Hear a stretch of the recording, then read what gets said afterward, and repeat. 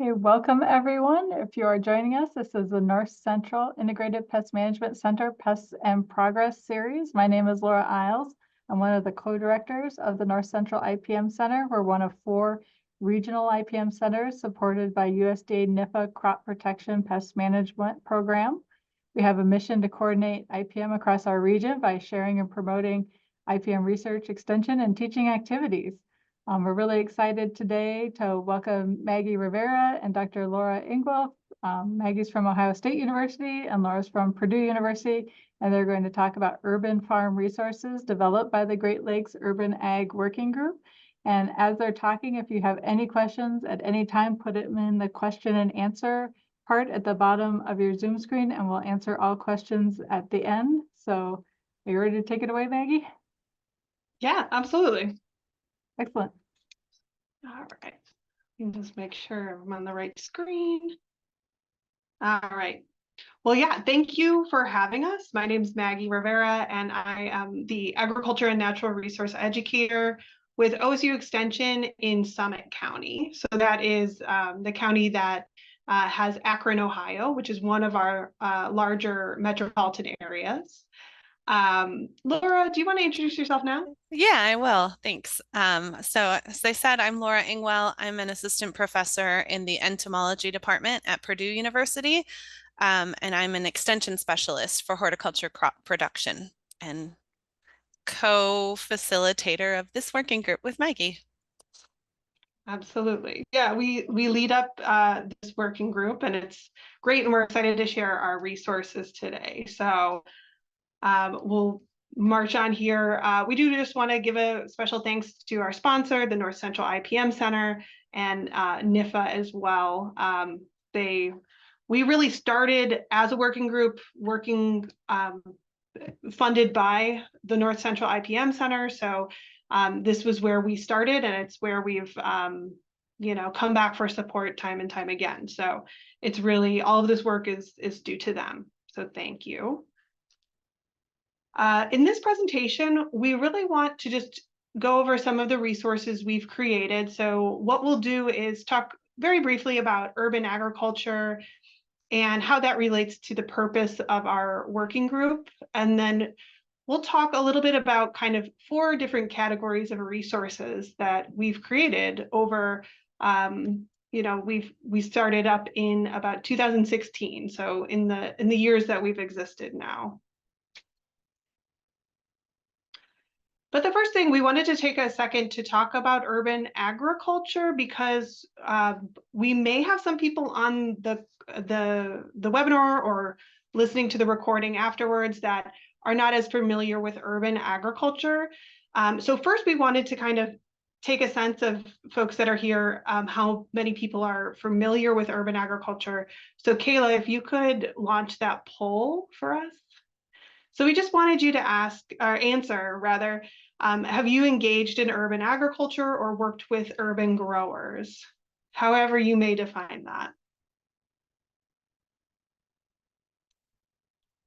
If you want to answer that, just a little check to see kind of who's in the room.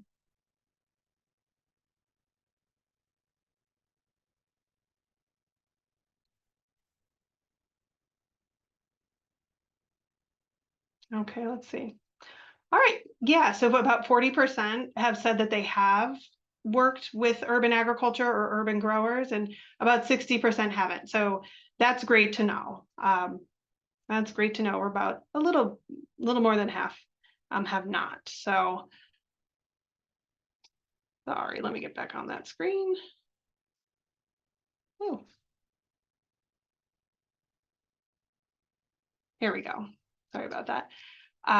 So just to talk a little bit more about urban agriculture, I just wanted to kind of talk about the importance of urban residents as an audience in general, right? So we know that the urban population is large and actually growing fast. So right here, I have a couple statistics from the United Nations. The first is just noting that right now, the urban population already exceeds that of all of our rural areas. So we have 55%, living in cities. And projected for 2050, to grow to 68%. So the urban population is growing faster than the rural population. And I took a look at some of the other working groups, and we're not the only working group that kind of probably understands the importance of an urban audience. There's a few like the Midwest Grow Green, North Central IPM, lots of folks that probably working groups that work with an urban audience as well. Maybe not exclusively, but they certainly work within the kind of urban suburban audience as well. So it's not only that, but also, urban agriculture is a recognition that urban residents are not only consumers of our agricultural products, but also producers as well. So we want to kind of set that as the kind of landscape, the background to this presentation. And then, of course, what is urban agriculture, right? So how do we define it? I think more so lately, it's not such a strict definition where, you must be located within the city to be considered urban agriculture.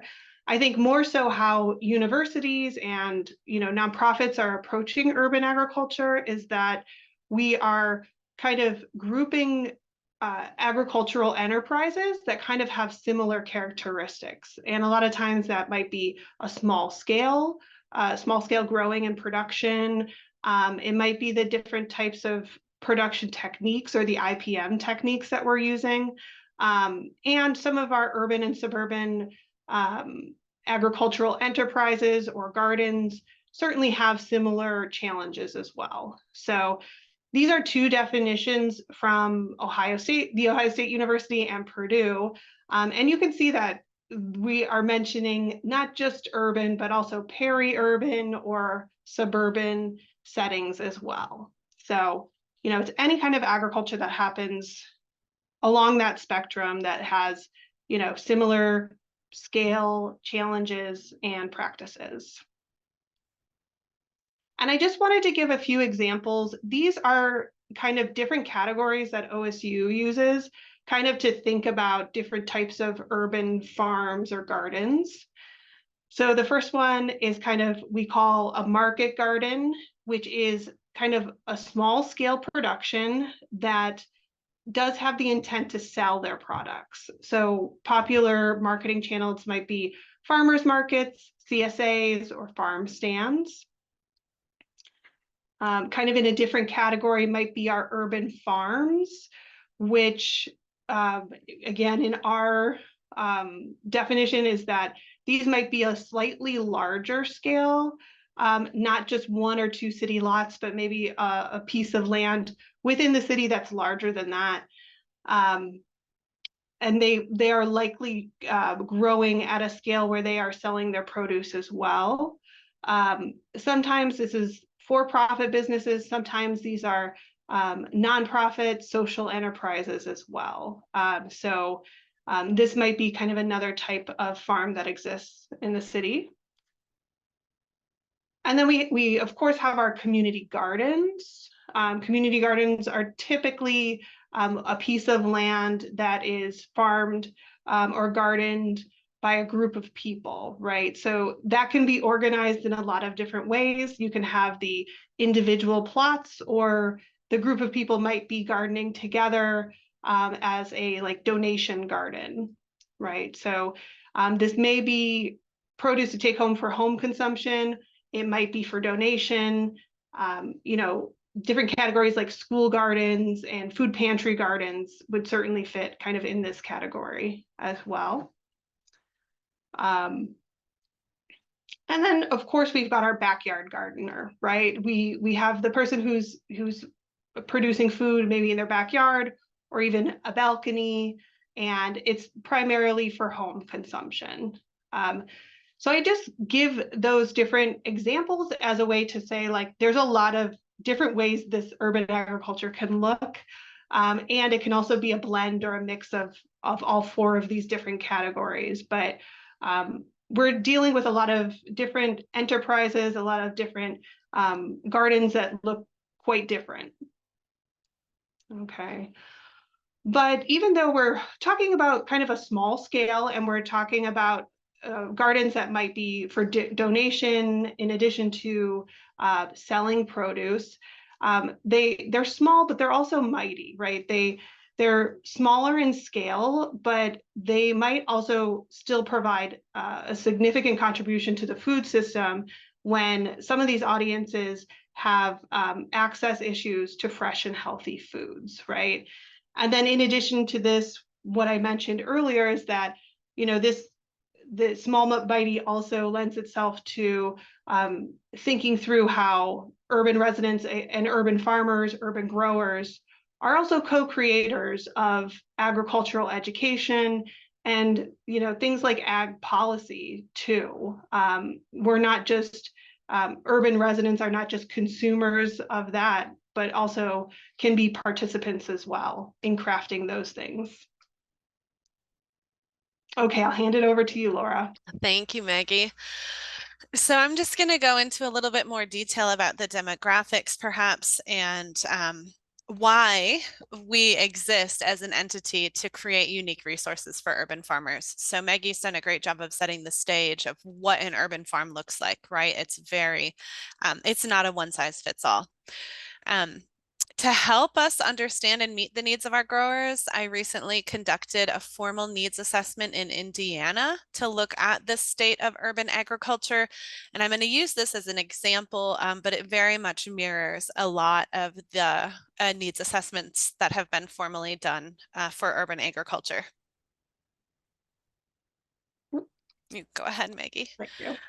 So the first thing I wanted to highlight really is that that scale aspect that Maggie was referring to. If we think about traditional or conventional agriculture and agricultural resources, we're talking about oftentimes hundreds to thousands of acres, depending on the crop. In our urban areas, what we find is obviously a much smaller scale. 76% of urban farms in Indiana are less than an acre. Oftentimes we're talking about hundreds of square feet. So almost 40% are on the scale of 100 to 1,000 square feet. And so that has implications in terms of the amount of resources that they need when they're buying supplies for the farm, because it's a much smaller scale, and also conversions of recommendations for fertilization, for product application, a much smaller scale than on the per acre basis. And along with the different types of farms or agriculture that we may see are also the different production practices. And what I think is really interesting is that we actually see a representation of almost every type of production practice being implemented at this smaller scale. So this graphic over here on the right shows you that about 12% of our urban farms have high tunnels on them as a form of protected culture. 27% have a greenhouse. 30% use supported raised beds. 26% use floating row covers to manage crops.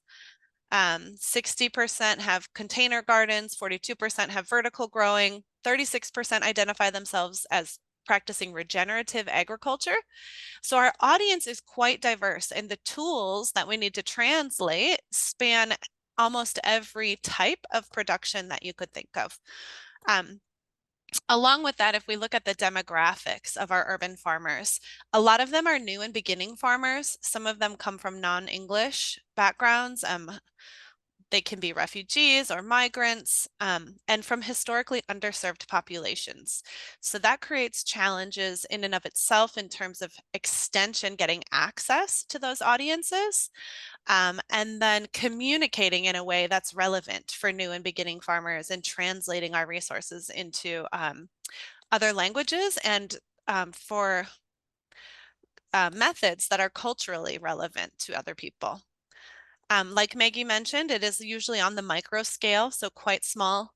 A lot of them are working with a limited amount of capital. Some of them are non-for-profit organizations, or they more than 60% of our urban farmers in Indiana have off-farm jobs. And so this is not their main income. This is more of a hobby that they're contributing, participating in, but they would like to get there. They would like to be able to have a financially sound and sustainable farm. And so some of the conventional IPM tools are just unavailable to those growers. And they also have to grow in some unique abiotic and biotic stressors, right? So things like urban heat island effects and things like access to water and water that is good for plants and good for applying some of our organic pesticides and fertilizers. So using city water creates quite a few challenges in and of itself. And so in this formal needs assessment, we asked them, what are your top production challenges, right? When you're faced with this sort of overwhelming task of here's an entirely new audience that extension is trying to cater to, where do we even begin? And so me being an entomologist, I was excited to see that their number one challenge was insect pest identification, followed by plant disease identification and management. And so a lot of these challenges are very basic information that we do have the knowledge for. We just need to communicate it in a way that's relevant to these enterprises.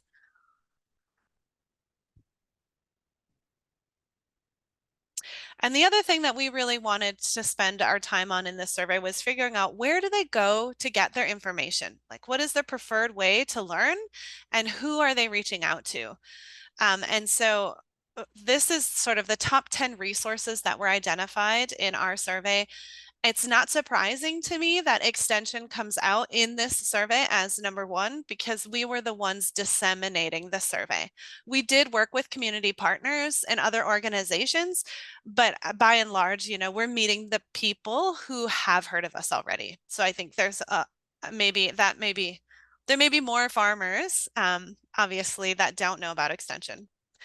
The second thing is farmers, they know who already own and operate an urban farm. So that's where that peer-to-peer learning comes from. And then a lot of internet, right? Purdue Extension or other extension websites, research on the internet. Some of them go to conferences or use other associations and groups like Soil and Water Conservation Districts or NRCS. Fewer get down into the academic research papers or state resources.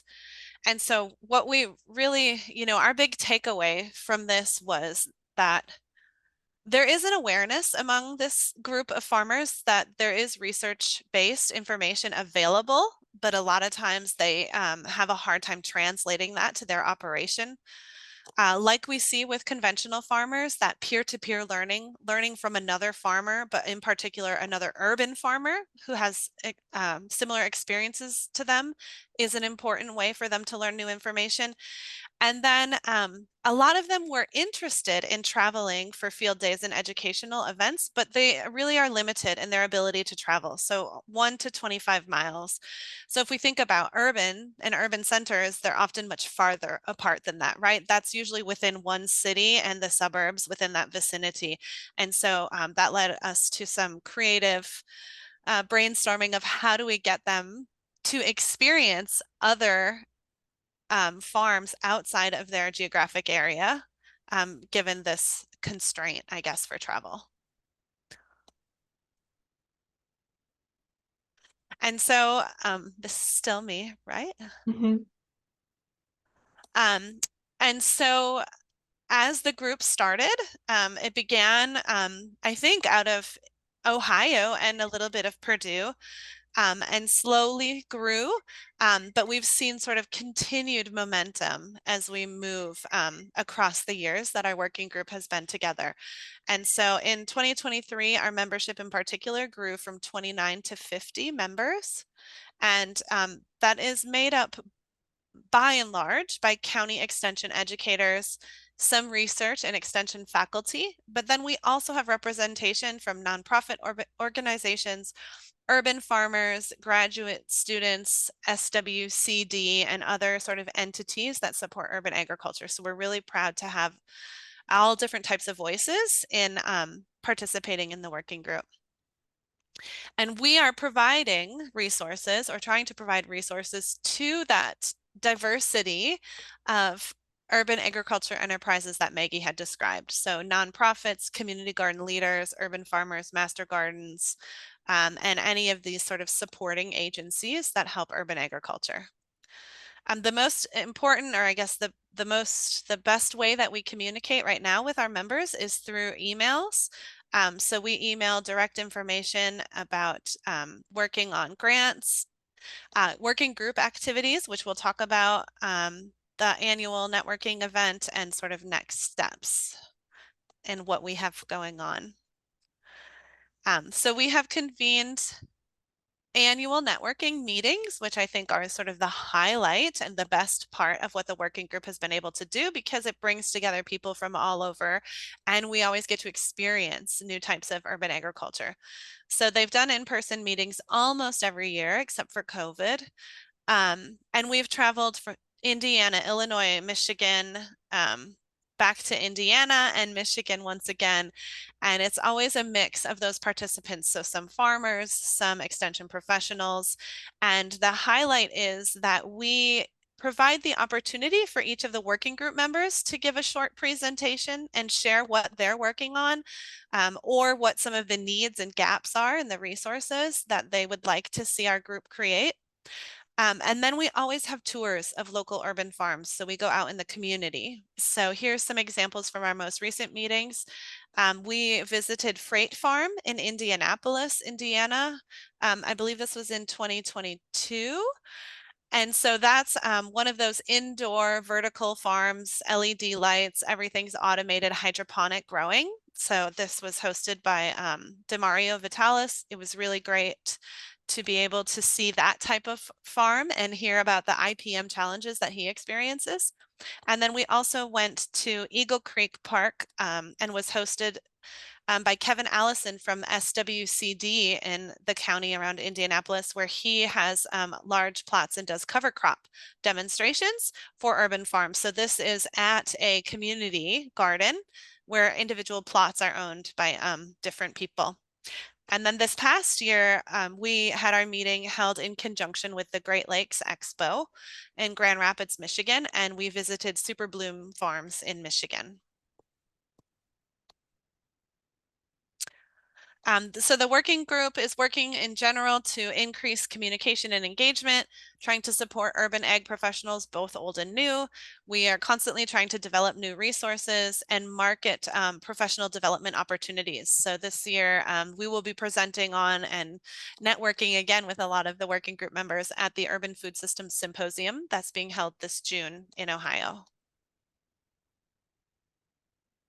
All right, so yeah, I'll take over. And the network is one of our resources, certainly our human resource, right? Our people.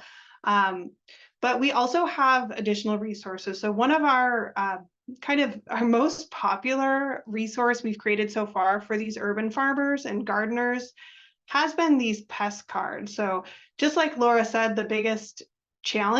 of the biggest challenges that they come across is insect identification, but then also, what do I do about those insects, right? So this is a perfect IPM resource, right? But people really respond well to these actual physical printed cards. So right now we have 15 total. 14 actually are about common urban agriculture pests. And we do have one card that highlights the importance of natural enemies in our gardens. But these have been distributed, quite a few have been printed, and quite a few have been distributed across 8 states. So we certainly have some that are more popular than others. I would say the groundhog, the deer, some of those beetles, our cucumber beetle, our squash vine borer, are very popular. And the stock of those gets low very quickly. We've had to do some reprints of them as well. But, folks, we're always hearing out in the community that these are a huge resources, that people love these. They're very easy for extension staff to take out when they're teaching. So we've built these over the years too. We've written them for a few years, but we've kind of come to a point where we think we have a pretty good set of cards. It's not to say that we couldn't revisit this in the past, but right now it seems to be a good set of resources that we have here. We did work, Laura and I worked over the past year and a half or so to actually get these digital. So to get these online so people can access them even easier, or share them and promote them easier. So we did get them added to the Regional IPM Center's resource database. So if you navigate to that database, you can search Great Lakes Urban in the search category, and then all of our resources, all of our pest information cards will come up. Okay, and when you reach a resource, one of our pest cards, they'll look something like this. And something to note is that we have translated all of our all of our pest cards into Spanish as well. So when you'll see that 2 versions are available. One is in English and the other is in Spanish. So again, lowering those barriers to have access to this information. And then also, in addition to the resource database, we've worked to get them posted on our university websites as well. Since people traffic our university websites anyways, we want them to know that these are available. So this is a screenshot from Purdue's, fruit and veg IPM website, where they have quite a bit of resources, including our Great Lakes Urban Ag Working Group resources. Okay, I'll let Laura talk about the webinars. Okay. In 2022 and then 2023-24, we hosted 6 different webinars. These were mostly put together by members of the group and covering different topics that were relevant or a problem that we noticed in urban areas. So the first one was an introduction to this idea of these 360-degree tours by Jim Jasinski. Then I did one on composting with black soldier flies for urban farms. Sam Anderson and Elizabeth Lamb in New York did one for scouting and trapping insects on urban farms. This past year, in our series, we talked about Swede midge, which is an emerging invasive pest. That was presented by Mary Rogers from Minnesota. Then Jacqueline Kowalski talked about ethnic crops, the opportunities and challenges with incorporating more ethnic crops into our urban gardens and the lack of resources sometimes around those crops. And then Fernanda Krupek at Ohio talked about cover crops in IPM and how you can implement those on your urban farm. And so all of those have been recorded, and just recently, with the help of the IPM Center, we have created a playlist on the North Central IPM's YouTube channel. So the playlist is called Great Lakes Urban Agriculture, and we have all of those webinars up and ready for people to view. We are still working on adding the closed captioning, but we're excited to have those up on a public interface for people to watch them.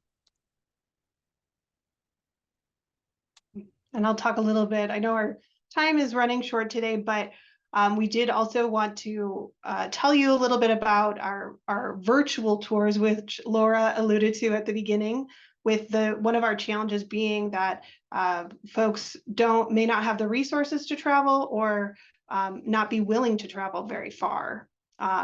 So we have created a series of urban farm tours. It's a virtual 360-degree virtual farm tour.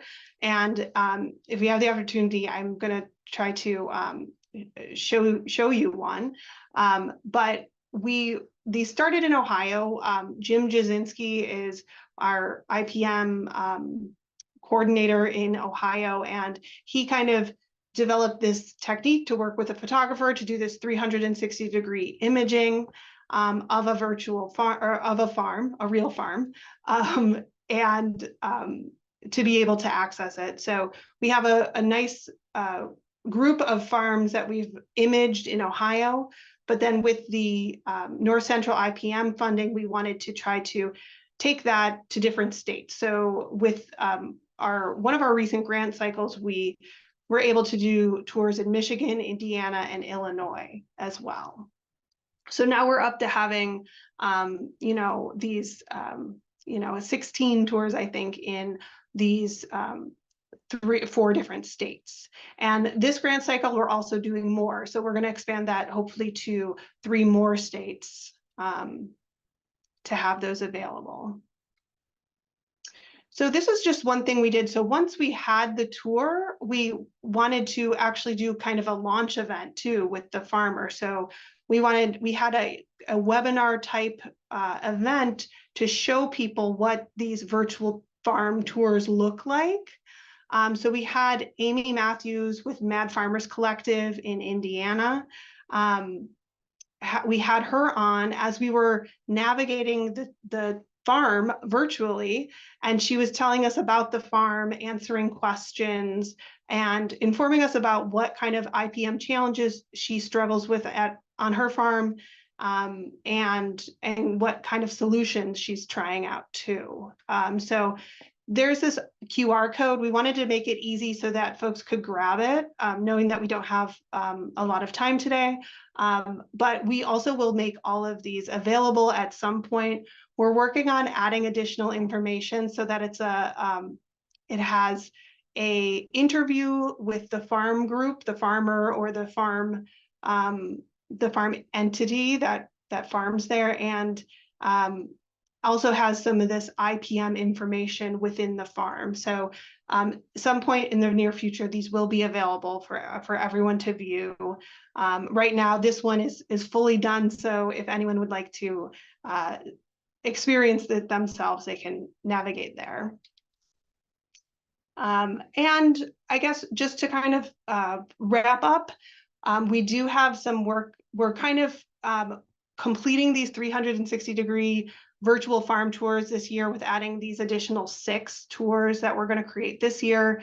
And then we're going to pivot to doing some regional monitoring of the squash vine borer. So we haven't done a project like this, so we are excited to see how it goes, but we think it's going to be a wonderful monitoring program, but also training opportunity for our farmers to learn more about how they can identify these pests on their farms, in their gardens. We're also continuing to work on the language barrier piece by translating our pest cards into additional languages that are important to some of our refugee and immigrant communities as well. So I think that's all we have. And we took the whole 30 minutes and then some. But we were really happy to share some of our resources and hope that you are, able to use them as well. Thank you so much, both Maggie and Laura. So if someone is just listening in, are you still taking working group members, or how do people get plugged into all of this? Absolutely. If you are interested in joining the working group, you can get in touch with myself or Laura. We can both add you to our contact list. So we welcome additional members, absolutely. And we grew about 20 people in the past year, so we're really trying to engage new members and see what they want out of the working group too. So absolutely. And we're still recruiting. If anyone wants to participate in the squash vine borer trapping network, we're still recruiting farms and locations across the area. So mention that in your email. You're willing to do it in the whole North Central region, kind of? That is our goal. And right now we have representation from about 7 states, I think, 6 or 7. Okay. Well, I'm planting zucchini this year. We can add Iowa. I don't have Iowa, so that would be great. Yeah, we can add my garden. We had a question come in from one of our attendees about how does city water affect pest management methods? And I guess I can expand that just like urban pest management too. Like, can you comment on that? Maggie, you want me to take it? Yeah. Okay. So the city water sometimes has a lot of chlorine in it, and the pH can be a bit off. So sometimes that has impacts on the plants themselves. And there's a very strong interaction between plant health and the success of herbivores that feed on the plant. And so if you have plants that are maybe struggling, having a hard time taking up nutrients because the water is not facilitating that, the nutrients being dissolvable or available to the plant, and those plants aren't as well defended as a healthy plant, then they're more susceptible. So it doesn't take as much damage from an herbivore to knock that plant back. The other thing is that, so a lot of our urban farmers tend, if they use pesticides at all, they tend to use organic pesticides. And a lot of our organic pesticides come from living organisms, are derived from living organisms. And you have to be very careful about the pH of the water and some other water characteristics when you're mixing those pesticides to be applied on the farm. And so for that, you have to look at the product labels, but oftentimes for us, it's adjusting the pH in particular for some of those products. Very good. Any other questions coming in? Feel free to type them into the Q&A portion at the bottom. And I think, Laura, you had some questions from Seth in the chat that you saw. I think you answered him in the chat.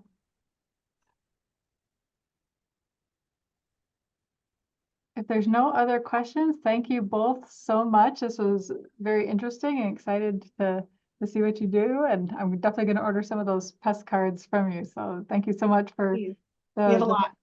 Very good. So let me know. I will. I'll send you that email. So I hope everyone, I think Kelsey put your emails in the chat, and if not, just send us, any of us, an email. We can get the contact information. So before I let everyone go, our next Pests in Progress webinar will be on June 19th at 2:30 p.m. Central Time, 1:30 Eastern. And Adam Jenke from Iowa State University is doing a talk titled Back to Basics on Endangered Species Conservation. So if you, through your work, have been hearing a little bit more about the Endangered Species Act and some of the impacts of that going forward, this webinar will kind of cover a little bit of the Endangered Species Act, which many of us don't know all the details on. So hopefully see you in a month. And thank you both again, Maggie and Laura. This was a pleasure. Thank you.